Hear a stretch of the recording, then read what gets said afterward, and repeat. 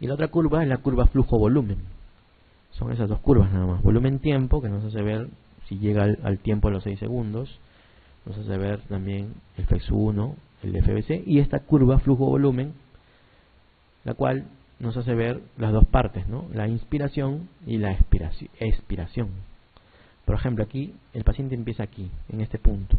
Y yo le digo, tome aire, y empiezo a tomar aire. Tome. Hasta donde ya no puede más. Mira, y llega a su capacidad pulmonar total. No es que toma aire, él empieza en su volumen residual y luego toma aire y llega a su capacidad pulmonar total. Cuando ya se insufló, pues ya está grandazo el pulmón, ya no puede más. Y ahí le digo, bote el aire, y bote el aire. Esa es la curva expiratoria, por eso. Bote. Acá está el primer segundo. Sigue. Ya no puede más. Y llega hasta su volumen residual. ¿No? ¿Ven? Así nomás es esta curva. Tome aire, señor.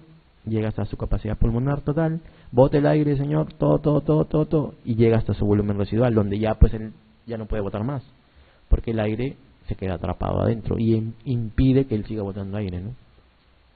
Entonces a esta curva le llamamos curva flujo-volumen, por eso, ¿no? Medimos los volúmenes que están aquí y los flujos que están acá, el flujo en la parte inspiratoria y los flujos en la parte expiratoria. ¿Ven? Esta curva nos ayuda también a los diagnósticos. Por ejemplo, esta es una curva flujo-volumen normal, miren. Es la curva negra, ¿no? Esa es la curva flujo-volumen normal. Miren la forma, ¿no? Es como un cerro, como un cerrito un poco ancho. Y generalmente tiene un poco de pico acá. Pero miren cómo es el obstructivo. La curva flujo-volumen obstructiva. Miren, es más pequeñita. Y miren esta concavidad que tiene acá, esta concavidad superior. Eso es lo que caracteriza la curva flujo-volumen obstructiva, una concavidad superior. La normal no tiene ninguna concavidad, o sea, la normal termina ancha, como que no se parte aquí, ¿no? En cambio, la obstructiva se parte aquí, miren. Y forma esa como hueco, digamos, o como concavidad superior. Superior porque mira para arriba, bueno. Ahora, ¿por qué ocurre eso? Porque obviamente el bronquio, cuando él va botando el aire, se va cerrando. Estamos en la parte expiratoria, ¿no? Se va cerrando y los volúmenes van bajando. Por eso se forma esa concavidad superior. En cambio, en el restrictivo, y aquí vemos dos curvas restrictivas, la forma es la misma que la normal, o sea, no tiene concavidad superior, pero es más pequeña. Eso es lo que caracteriza el restrictivo. Por eso se llama restrictivo, porque es menor, es más pequeña. Pero tiene la misma forma que el normal, miren. Es anchito también, tiene pico, no tiene concavidad superior, sino que son más pequeñas, porque los restrictivos tienen volúmenes y capacidades menores. Por eso se llaman restrictivos. Tienen volúmenes restringidos, digamos, ¿no? Y son de la misma forma que el normal, pero más pequeñas. ¿Sí? Entonces, también mirando la forma de la curva, nosotros tenemos estas curvas en la espirometría, podemos saber si es un patrón restrictivo o sugestivo de restricción o un patrón obstructivo. ¿Sí entendieron eso, no? ¿Sí? Sí, creo que sí. Lo van a repasar luego y lo van a entender mejor. Miren, esto de aquí también es una curva flujo-volumen. Lo mismo también. Entonces, tiene una parte inspiratoria y tiene una parte expiratoria, ¿no? Aquí toma aire, llegas a su capacidad pulmonar total y luego bote el aire y llegas a su volumen residual otra vez, ¿no? A este punto máximo de expiración, cuando el paciente bota todo el aire con fuerza, al punto máximo se le llama FET máximo o PEF. También se llama PEF, P-E-F, flujo pico expiratorio. Pico le llaman porque es el punto máximo, pues el pico de la curva, ¿no? Pico flujo expiratorio, que también se puede medir en una flujometría. ¿Se acuerdan los flujómetros antiguos, esos chiquitos aparatitos que usábamos en asmáticos antiguamente? Hasta ahora también algunos usan todavía flujómetros, ¿no? Donde el paciente le decía, a ver, tome aire, señor, y es como un aparatito, ¿no? Una botellita donde hay una flechita que mide hasta dónde llega el paciente, ¿no? A eso se llama flujómetro. Entonces el paciente justamente mide este punto máximo, el PEF. Entonces tú le dices al paciente, tome aire, señor, póngaselo dentro de la boca, bote, y él va a mover la flechita, hasta donde puede, pues hasta el pico. A eso se llama pico, flujo expiratorio, PEF, o FEC máximo le llaman aquí, ¿no? También la espirometría lo mide, pero el flujómetro que les expliqué también lo mide. Sino que el flujómetro solo mide ese parámetro, no mide más. En cambio el espirómetro ya mide todos los parámetros que les estaba diciendo, ¿no? Capacidad vital, FEC 2575, PEF también, que es el que les estoy diciendo ahorita, y también la relación, obviamente, ¿no? O también se llama índice de Tifenot. Entonces el espirómetro es más completo, mucho más completo. Entonces este es el punto PEF o punto FET máximo, ¿no?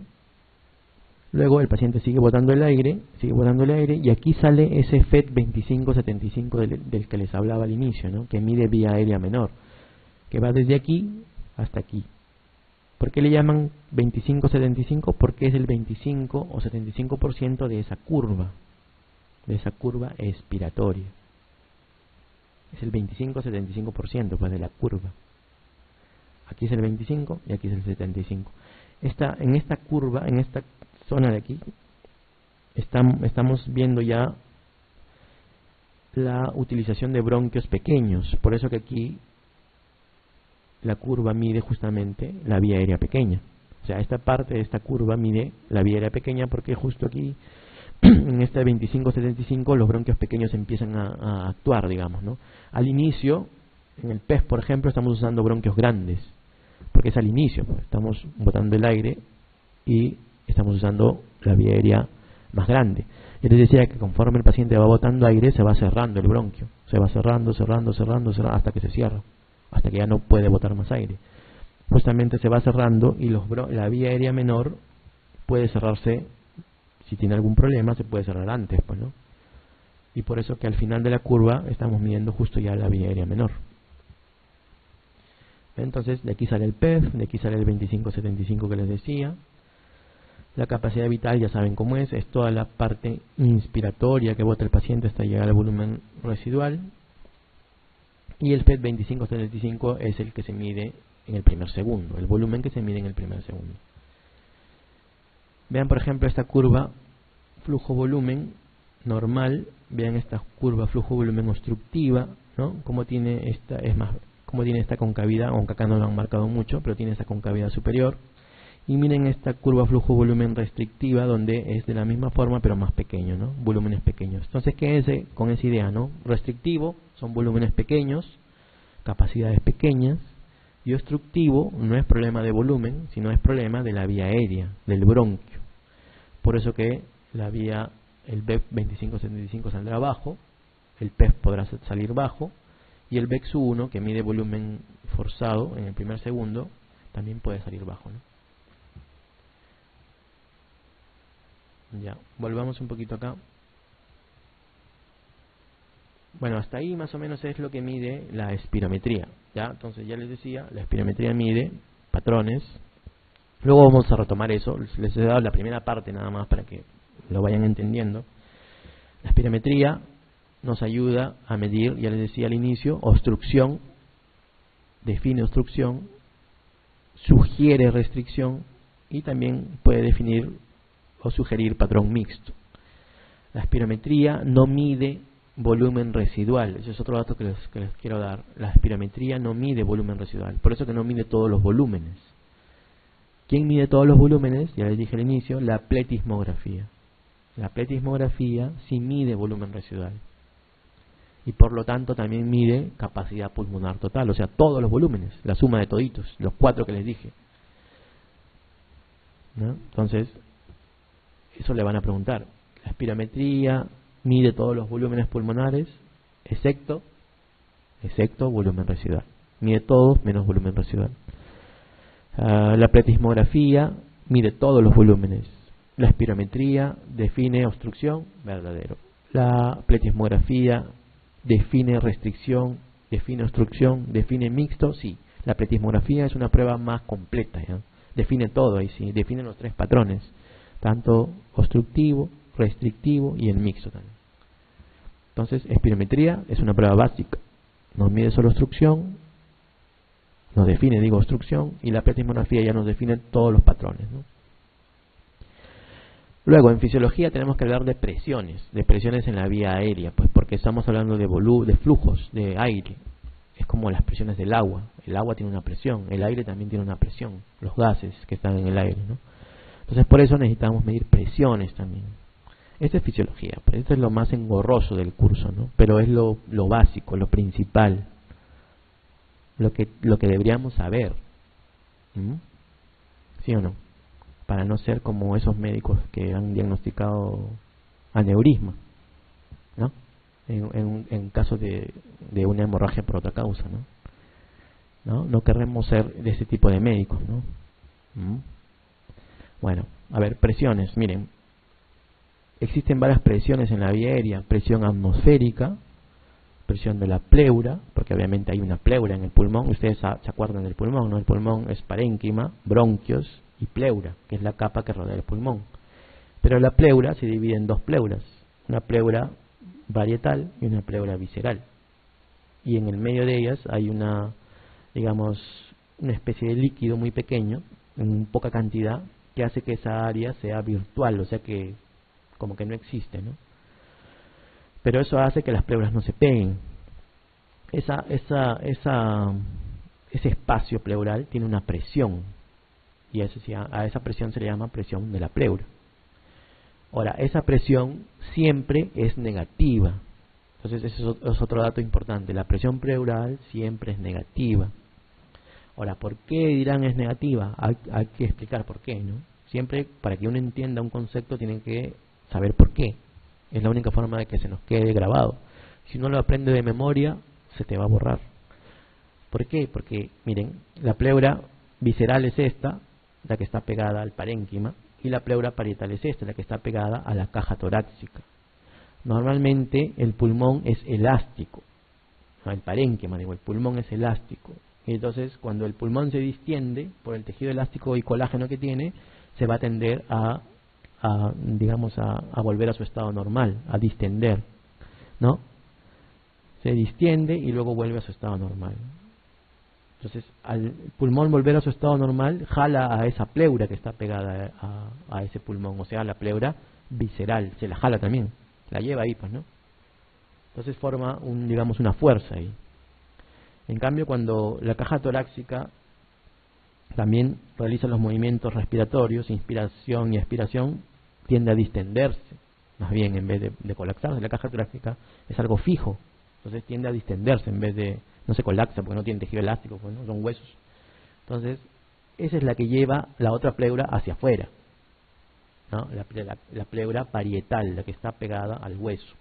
Entonces, una se va para afuera y una se va para adentro. Entonces, ahí forman dos fuerzas que son, pues, contrarias. Entonces, esa es la que forma esa presión negativa en la pleura. Esa lucha de las dos fuerzas, ¿no?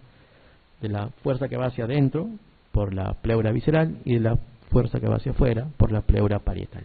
Entonces ahí se forma una lucha y por eso que la presión es negativa en la pleura. Y ese es un dato importante, siempre es negativa, ¿ya? Por ejemplo, aquí el valor, ese es un valor referencial que le ponen los fisiólogos, le ponen -3 a -5 centímetros de agua. Obviamente que si tú lo mides, lo vas a medir en otras unidades, ¿no? Pero para hacerlo más sencillo, para los médicos, los fisiólogos le ponen así, -3 a -5 centímetros de agua. Y la presión atmosférica, que es la presión que está en el aire, que ustedes saben es 760 milímetros de mercurio, ustedes saben eso, ¿no? La igualan a 0. Para hacerlo más sencillo, pues, ¿no? 0 centímetros de agua. Y la presión pleural a -3 o a -5 centímetros de agua, siempre negativa. Luego vemos también que hay una presión en el alveolo. Obviamente si estamos hablando de que hay una presión fuera del pulmón, que es la pleural, también hay una presión en el pulmón, ¿no? En el alveolo. Ustedes acordarán de la vía aérea, pues llega por la boca, nariz, tráquea, bronquios, bronquiolos, sacos alveolares, conducto alveolar y alveolos, ¿no? Así más o menos es el recorrido. Bueno, entonces durante todo ese recorrido tiene que haber una presión de aire también. A eso le llaman presión alveolar, pues, ¿no? La presión que está en esa zona, que es la suma de la presión de la pleura más la presión de retroceso elástico. Justamente lo que yo les decía, retroceso elástico es cuando el pulmón quiere volver a su estado normal, luego de haber sido distendido. Es como un elástico, pues, el pulmón. Tú lo distiendes y lo sueltas y vuelve a su estado normal. A eso se llama presión de retroceso elástico. Entonces, esa presión de retroceso elástico más la presión pleural forman la presión alveolar. Y luego existe una presión transmural o transpulmonar, que también le llaman, que es muy importante. Y esta presión también, les diré, casi siempre es positiva. Casi siempre es positiva, porque es la que mueve justo los volúmenes de aire. ¿Y por qué casi siempre es positiva? Porque si ustedes saben aritmética, se acordarán de que menos por menos es más, ¿no? ¿Se acuerdan? Menos por menos es más.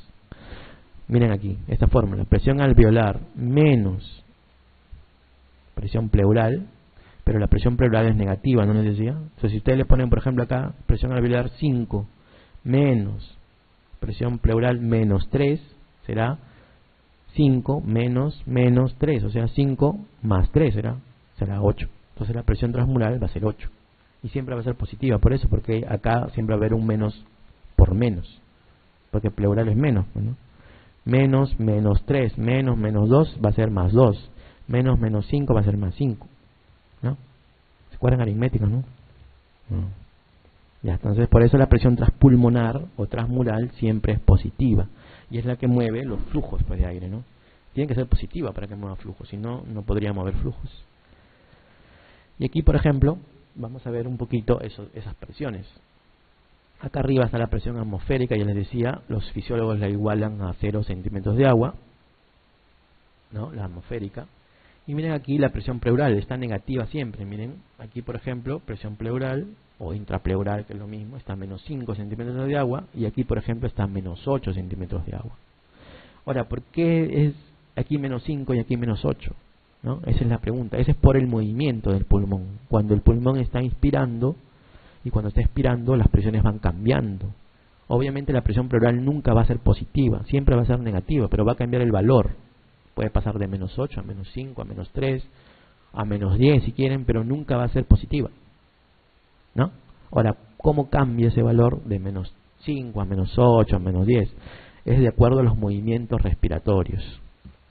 Por ejemplo, cuando uno está inspirando, aquí por ejemplo durante la inspiración, la presión pleural tiende a hacerse más negativa. Ahora, ¿por qué será eso? Porque cuando uno está inspirando, el pulmón pues se está dilatando más, ¿no? Se está dilatando más, distendiendo más, digo, y la presión en las pleuras también obviamente está jugando su papel y se hace cada vez más negativa. Porque va a llegar un momento en que el pulmón se distienda tanto que ya va a querer regresar. Entonces, por eso que la presión ahí en ese momento se hace negativa. ¿Cuándo será la presión pleural más positiva? Más positiva quiere decir que se va de menos 8 a menos 5 o a menos 1, por ejemplo. O sea que se va hacia el lado positivo. Eso ocurrirá cuando estamos en volúmenes pulmonares pequeños, o sea, cuando estamos expirando. Si uno bota el aire, el pulmón como que se comprime. Y también las pleuras también se comprimen. Por el peso mismo del pulmón incluso también. Entonces, eso hace que la presión de la pleura se haga más positiva, sin llegar a ser positiva.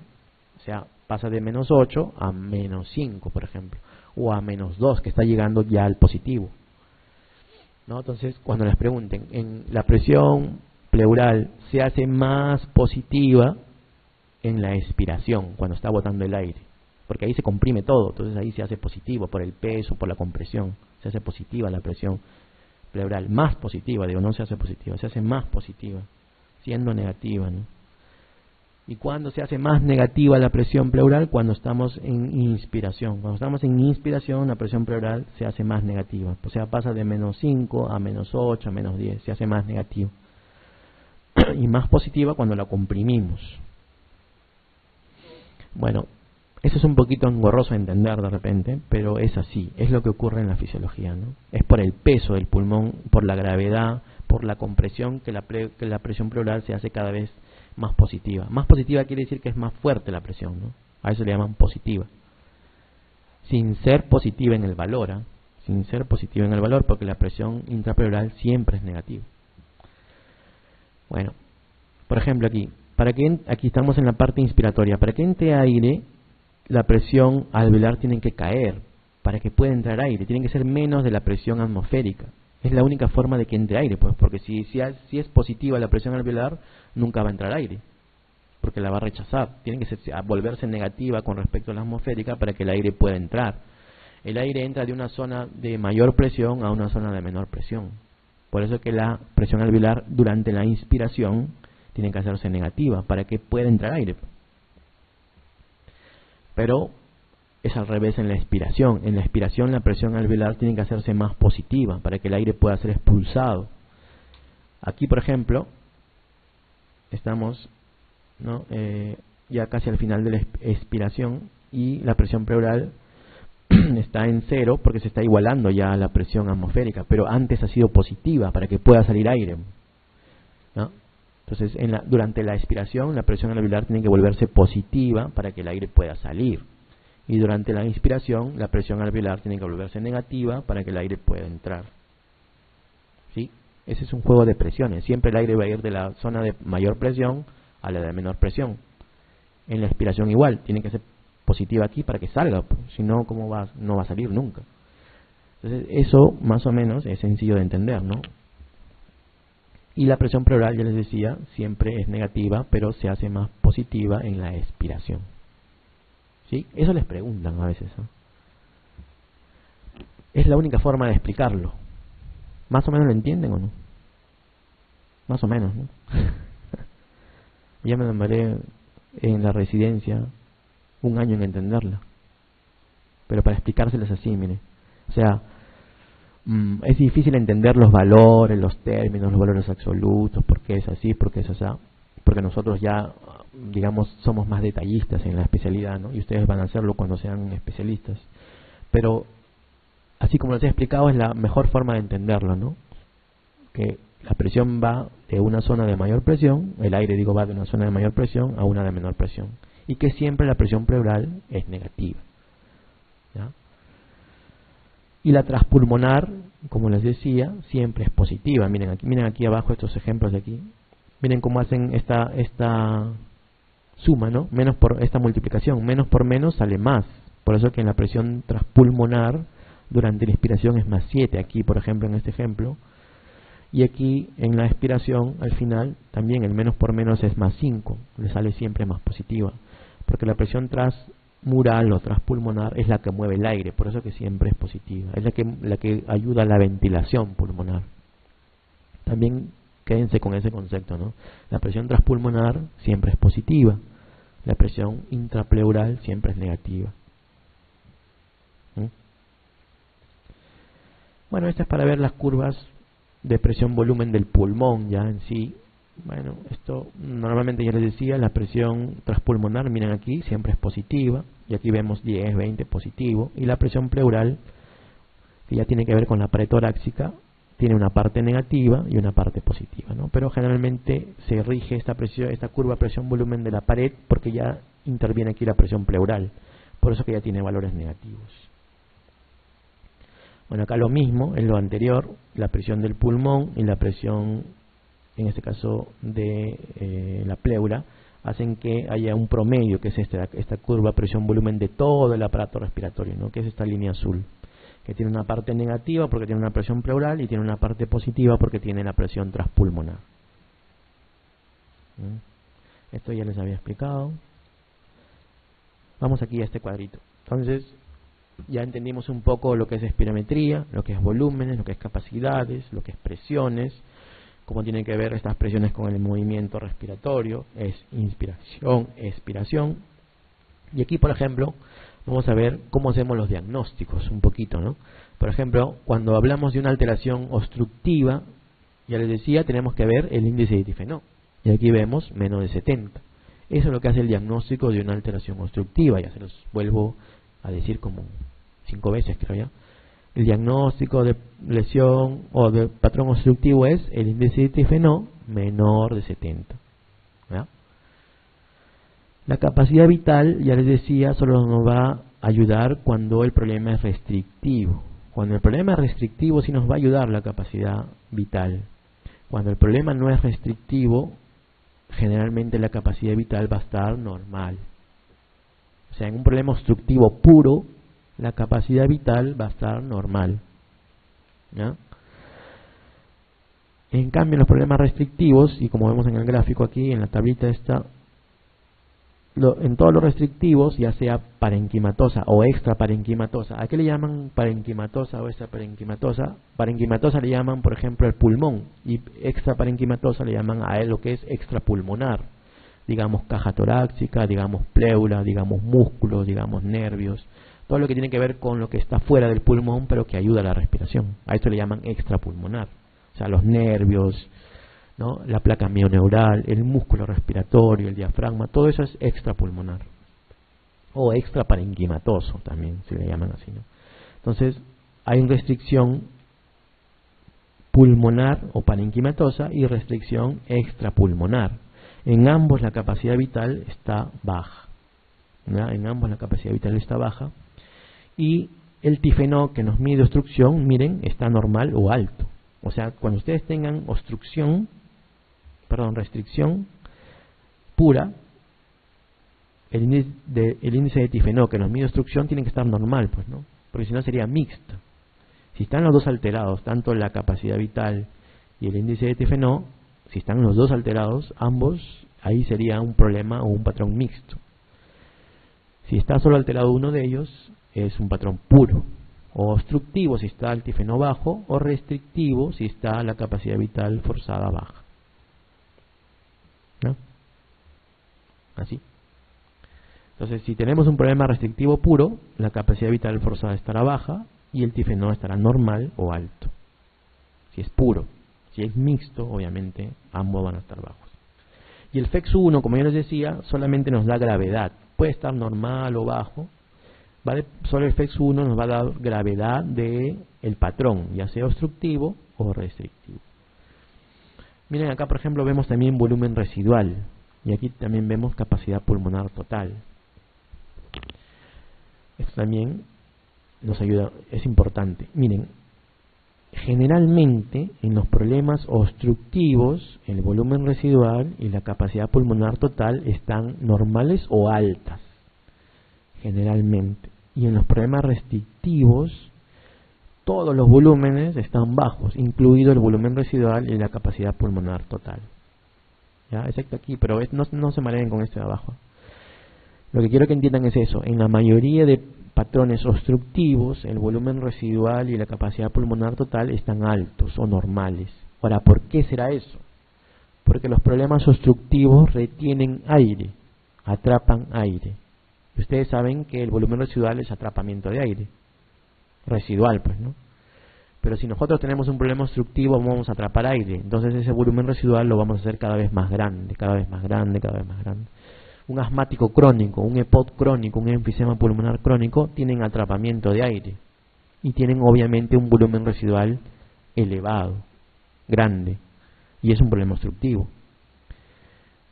Si el volumen residual crece mucho, la capacidad pulmonar total también va a crecer, porque vamos a tener un pulmón hiperinsuflado, como los enfisematosos. ¿No han visto ese tórax en tonel? Son pulmones grandes, ¿no? Están hiperinsuflados, entonces tienen que tener una capacidad pulmonar total también grande. Entonces acuérdense de ese dato, ¿eh? Todo problema obstructivo generalmente tiene volumen residual, capacidad pulmonar total elevadas también. A diferencia de los restrictivos, que tienen generalmente capacidad pulmonar total y volumen residual bajos. O sea, la mayoría de problemas restrictivos tienen todos los volúmenes y todas las capacidades bajas. Como habíamos visto en los grafiquitos, ¿no? De la curva flujo-volumen, teníamos en la parte restrictiva curvitas pequeñas, ¿no? Porque tienen volúmenes y capacidades bajas. ¿Sí? Quédense con esa otra idea también. Aquí ya es para relacionarlo con enfermedades. Ya les decía, patrón obstructivo, miren, capacidad pulmonar total elevada, volumen residual elevado generalmente, y el índice de tifenó menor de 80 o de 70%. Las actuales guías definen obstrucción con menos de 70%, como les dije al inicio, ¿ya? Índice de tifenó menos de 70%. ¿Qué enfermedades son obstructivas? El asma, obviamente, el EPOC, la bronquiolitis, las bronquiectasias y estas otras raras que son la linfangioliomatosis y la osteocitosis X. Son raras. Lo importante que ustedes sepan es el asma, el EPOC, la bronquiolitis, las bronquiectasias, todas las enfermedades bronquiales son obstructivas y tienen este patrón espirométrico y también pletismográfico, porque volumen residual y capacidad pulmonar total lo mide la pletismografía. Cuando les pregunten, por ejemplo, ¿quién mide todos los volúmenes pulmonares? La pletismografía. ¿La pletismografía define restricción? Sí, define restricción porque me mide todos los volúmenes. Y obviamente si estamos restrictivos me van a salir bajos todos los volúmenes. ¿No? Aquí, por ejemplo, restrictivas, volumen residual bajo, ya les decía. Capacidad pulmonar total también seguramente baja. Índice de dietéfeno normal, miren, o más de 0.8. O sea, restrictivo puro, vamos a tener un índice de dietéfeno normal. Porque si fuera bajo también sería mixto. ¿Quiénes son las enfermedades restrictivas más conocidas? La fibrosis pulmonar idiopática, las otras enfermedades intersticiales, ¿no? Por ejemplo, los fibrotórax, etcétera, la sarcoidosis, la neumoconiosis, por ejemplo, que es una enfermedad de los mineros, que es un tipo de fibrosis también, que luego lo veremos en alguna de las clases. Eso es parenquimatoso. Y este parenquimatoso, yo les decía, lo que está fuera del pulmón. Y aquí tenemos, por ejemplo, la parálisis del diafragma, la obesidad, la cifoescoliosis, ¿no? La columna, la espondilitis anquilosante, los problemas musculares o de la placa mioneural, ¿no? Las distrofias musculares, el Guillain-Barré, etcétera. Esos son problemas extraparenquimatosos, pero que dan restricción también y que dan un patrón restrictivo, sugestivo de restricción en la espirometría, ¿no? ¿Sí? ¿Sí lo entendieron, no? ¿Sí? ¿No? Más o menos. Bueno, es así.